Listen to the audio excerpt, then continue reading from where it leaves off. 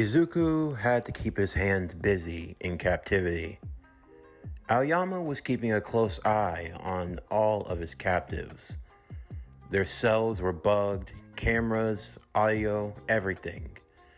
The only reason why Izuku had even gotten away with what he had so far was that he hadn't mentioned anything of his plan.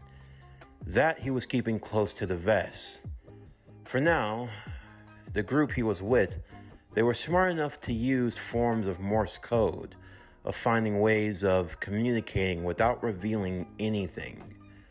They knew they were being watched, and even more so for Izuku, he knew he had to be careful.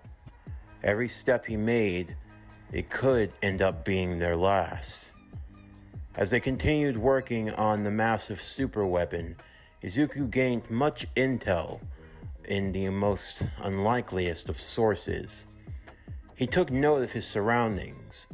If he had to take a guess, assuming for how long he had been out, whatever island they were on, it was probably secluded, probably within the Pacific Ocean, far enough from any country so that no plans could be made against them. What Aoyama had planned was simple.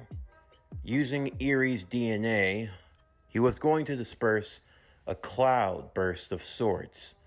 It was going to form a gas that would rain down from country to country, affecting every person with a quirk, reducing their quirk factor down to almost zero.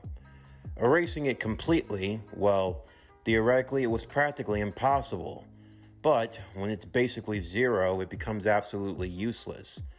I mean, even if you could make fire, what was the point if your firepower was reduced to being 0.0000, multiple zeros, and then until you finally reach the 1? You create a little small heating gust of wind? At best. Or, at worst, it would be reduced to 0. However, one of them in particular, David Shields, when he wasn't helping them out, he had his own assignment. The only reason why Ava Starr had agreed to join them was so that she could get David Shields specifically to work using the PIM particles that she had stolen from Melissa after beating her during the Shie Hasaikai raid. The point was to try to fix the damaged state that she was in, to reduce the pain and the suffering that she felt. Of course, she could have kidnapped Melissa, but she felt it was best to go with the father.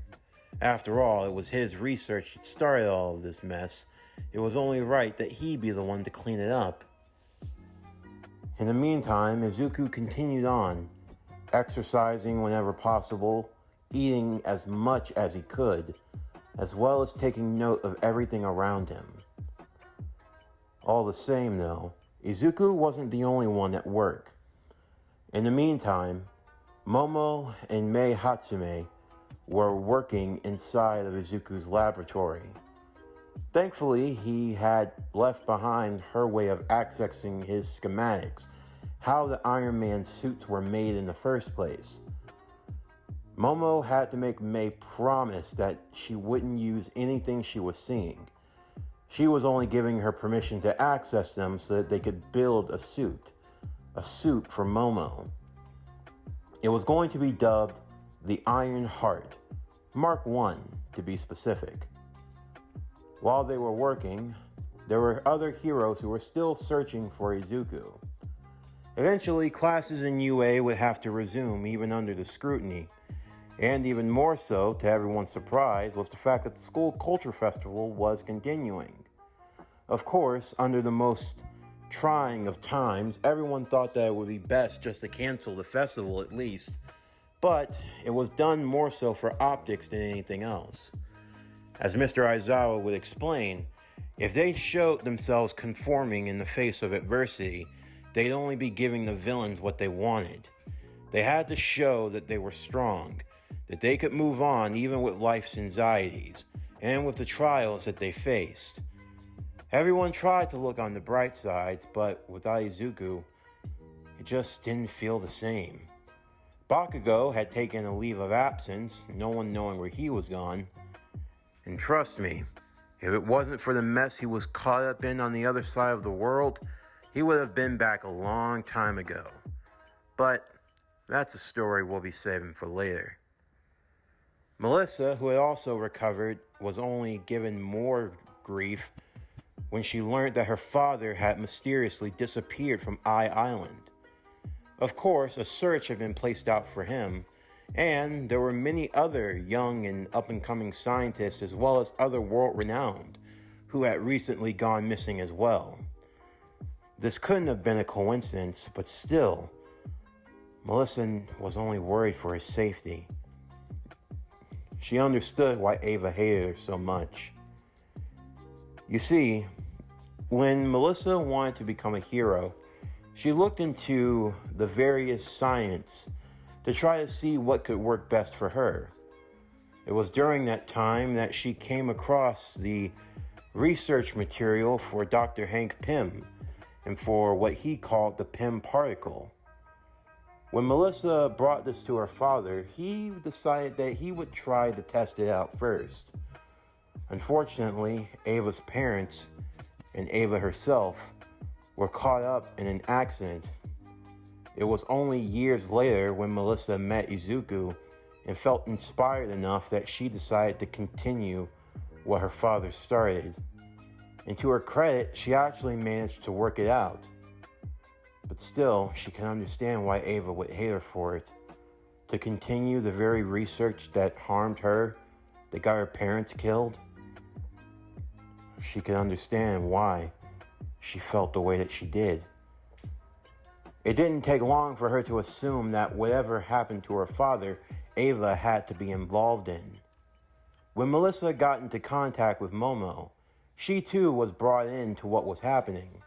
Surprised to see that she and Mei were at work in Izuku's laboratory, working on the new armor. But it did lead her to an idea.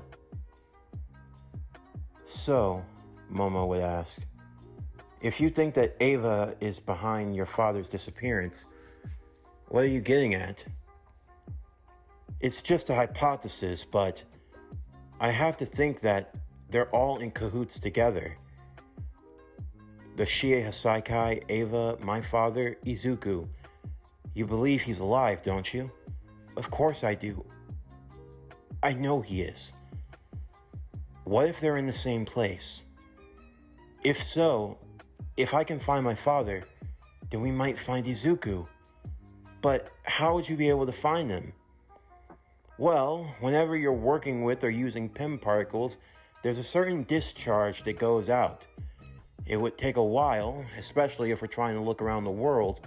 It would be the equivalent of trying to find a needle in a haystack. But if I can get a pin, even if it's just for a moment, I can at least find an area where they might be. Get to work on it as soon as you can. I am.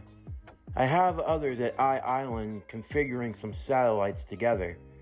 Once they're in the proper position, I'm going to start scouring the globe. There's no telling what I might find. I could even end up picking up false signatures along the way. But I should be able to round out and find a few spots. It's going to be a signature that's very rare and unique to the Pym particle. There might be some that are close to it, but I doubt more than a handful will show up. At least for now, the girls had a lead. It was a start. In the meantime, Izuku and the other captives were continuing to work on the bomb. Amadeus continuing to be the most vocal of the group, even if the plan that Izuku was coming up with was insane. They were in the mess hall, eating their lunch, if you can call it that, when guards would come into the room, gathering Izuku and taking him. Izuku had a pretty good guess to where he was going, and he was sure enough, the same room. The blood had been cleaned. Wherever Shinso's body was, he had no idea. But Aoyama was sitting at the table. He was enjoying a cup of tea as per usual. Ah, mademoiselle. It is so nice that you finally joined me, Izuku. I've seen you've been fast at work. You've even been eating a lot more than usual. Although I have to say, you were out for a good while. You lost a lot of muscle and you were reduced to almost skin and bone. I say that metabolism's finally kicking in, huh? What do you want, Aoyama? No need to be hostile, my friend. I just wanted to congratulate you on all your success. You're doing me proud. Is there something you want?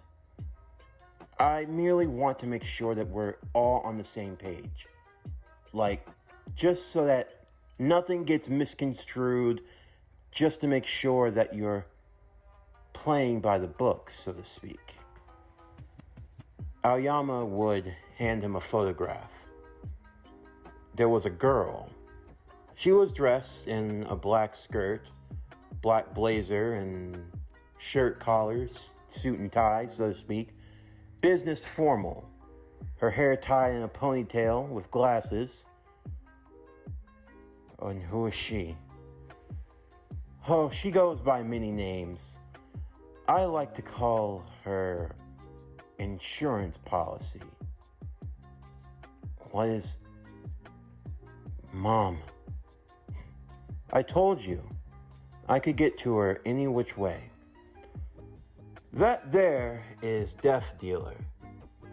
She's a fine assassin. Very affordable also. Now, just in case I haven't made it crystal clear, she is a part of the security detail that's watching over your mother. Don't worry, it's not all of them, just her. I mean, it'd be overkill to surround your mother with a whole bunch of trained guns. But all I have to do is press one button, Izuku. And nothing more needs to be said. I press that button one time, and I promise you, she will slit your mother's throat without mercy. Or shoot her. And there are many number of ways. I've left it up to her. She can decide. It can't be taken back. It can't be rescinded. It's a contract that's on freeze. Your mother's head fetches a pretty penny. If you so much as Leia, I'm not going to, Izuku, I promise.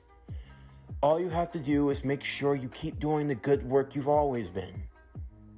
Also, it appears that UA is going to be having the annual cultural festival. I hear it's going to be a lot of fun. It's going to be over UA. That's where one of the cloudbursts is going to be dispersed. I mean, what better than an institute as UA High itself? Now, of course, if you try anything funny, if I suspect for even a moment that you're trying to go against me, and the cloudburst doesn't do exactly as it's supposed to, I have backup plans. You see, the blimp that it's going to be on, it also has another feature to it. You know about World War II. You know about the states of Hiroshima. Yeah, we don't want history to repeat itself now, do we? Are you insane? You're going to drop a nuclear bomb? You'll destroy the... Up. Again, that's only if you don't do what I want. You do what I want, nothing bad happens, Izuku. Don't you understand?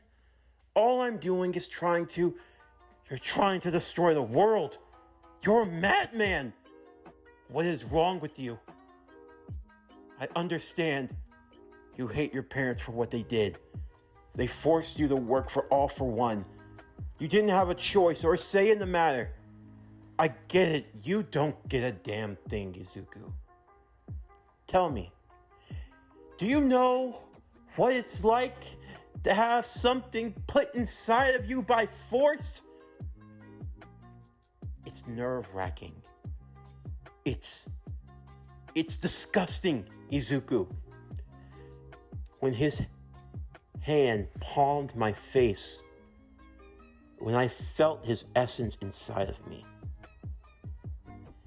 It was sickening. It felt as if someone was crawling in my very skin, as if they were searching every nook and cranny of me. And I don't know what the hell he left within me, but I know it can't be good. It wasn't.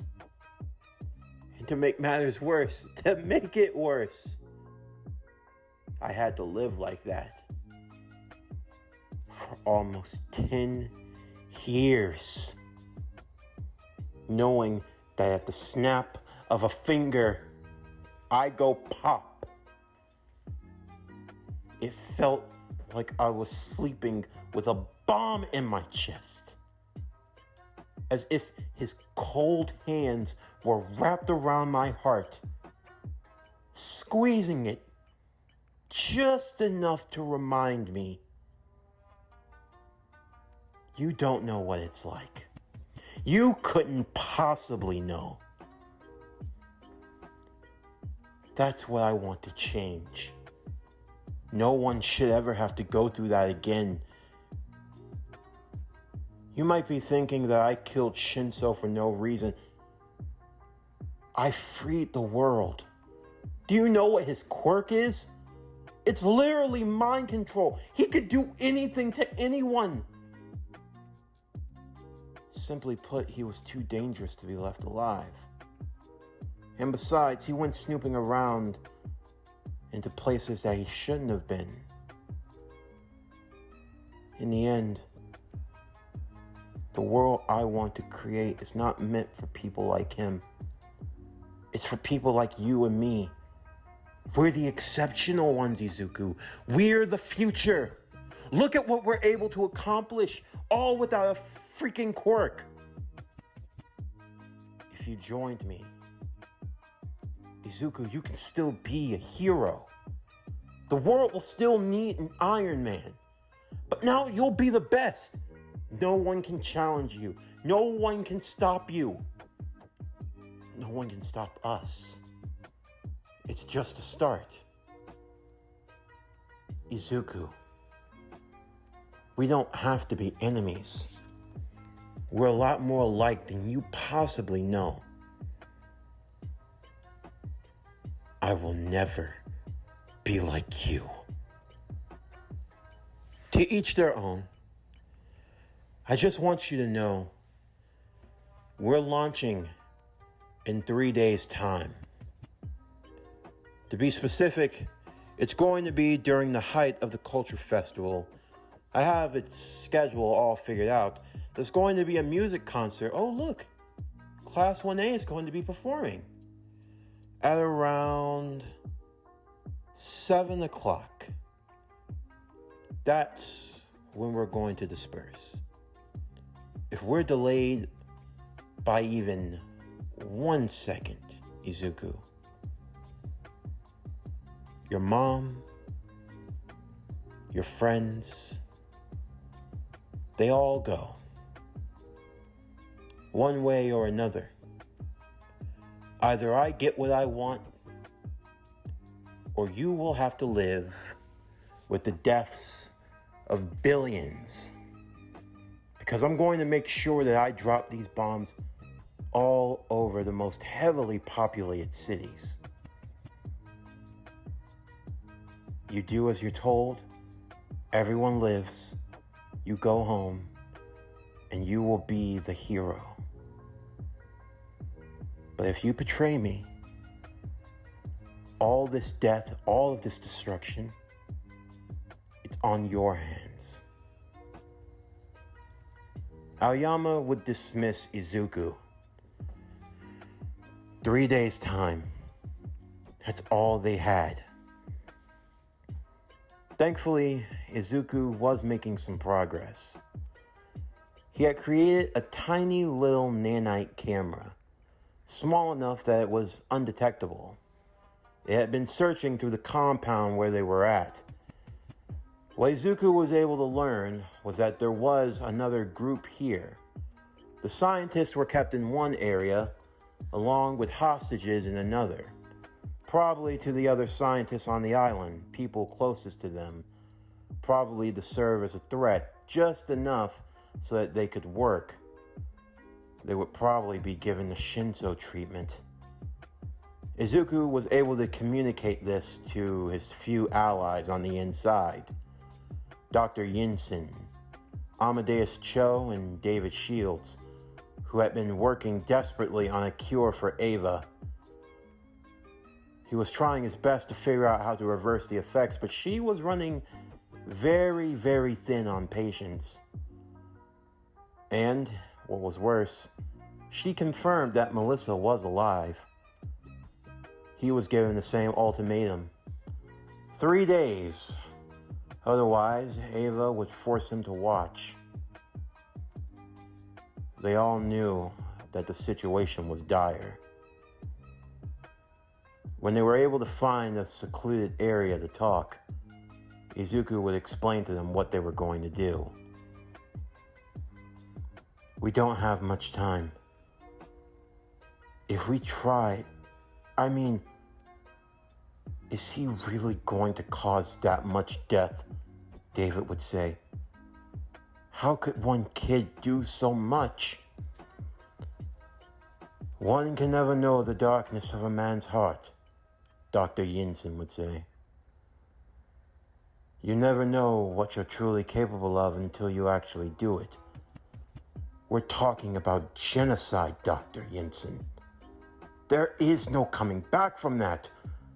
And on top of all the death he's already caused, it's not going to get to that point. Izuku, we're talking about at least 8 Hiroshimas. And we're talking about these bombs being detonated over heavily populated areas. If just one of them goes off, it won't come to that. I have a plan. I think I'm almost there, but we have to keep going. Look, on the day of the attacks, this is what we're going to have to do. You're all going to have to be in position at this time. If just one of us misses, it's going to be too late. Everyone would listen in closely as Izuku would give the orders for the plans. This was their all or nothing. Right now, the world was depending on them. The night before, Izuku would be fast asleep. Momo was as well. They hadn't shared the same dream since the last time, but they had tried desperately. The embers of One for All had all but left Momo at this point, so there wasn't much, but there was just enough of a spark. Just enough. The two of them would be joined in the same dream, although for Momo it was mostly fuzzy. She could barely make out what Izuku was saying. Attack. Tomorrow.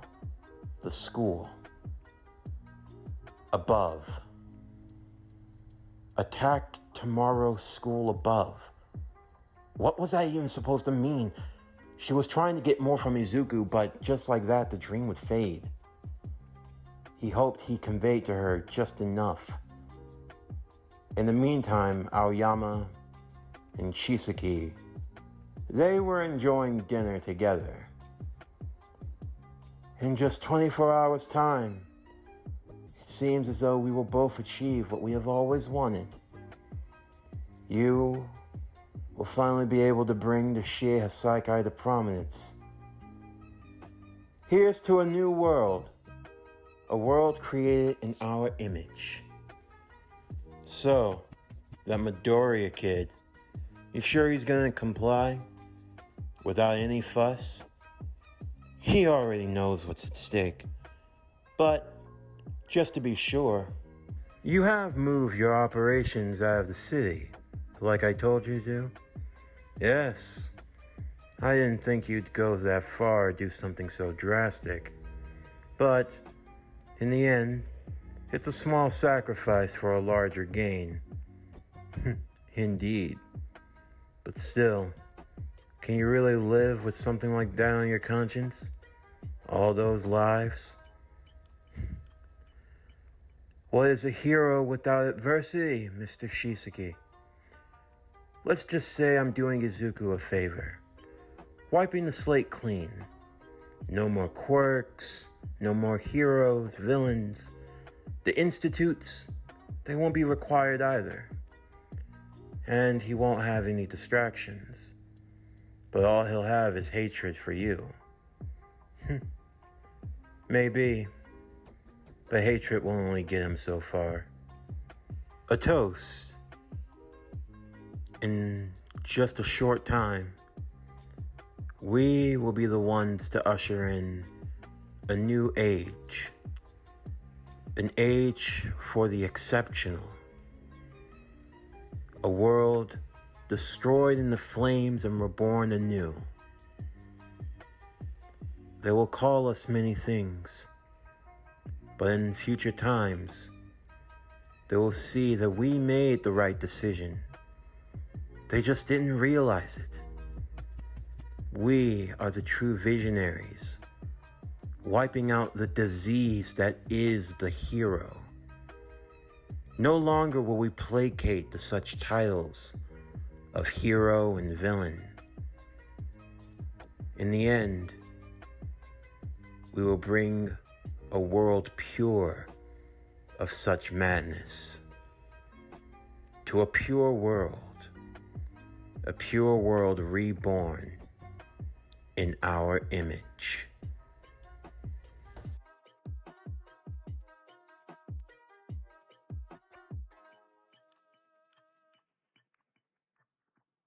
This concludes My Hero Academia Armored Adventures. What if Deku was Iron Man? Season 2, Part 5. As always, if you enjoyed today's video and everything else that we have to offer, then please don't forget to like, comment, subscribe, share, and hit that bell for post notifications so you can stay up to date on everything that is PowerCore Productions and Podcastings that has to come out now and in the future. Stay tuned tomorrow afternoon as we continue with What If Deku Was Iron Man? My Hero Academia Armored Adventures, Season 2, Part 6. But anyway, that's going to do it for the end of today's video. I'm Javon Harrington with PowerCore Productions and Podcastings. Signing off, and I'll see you next time.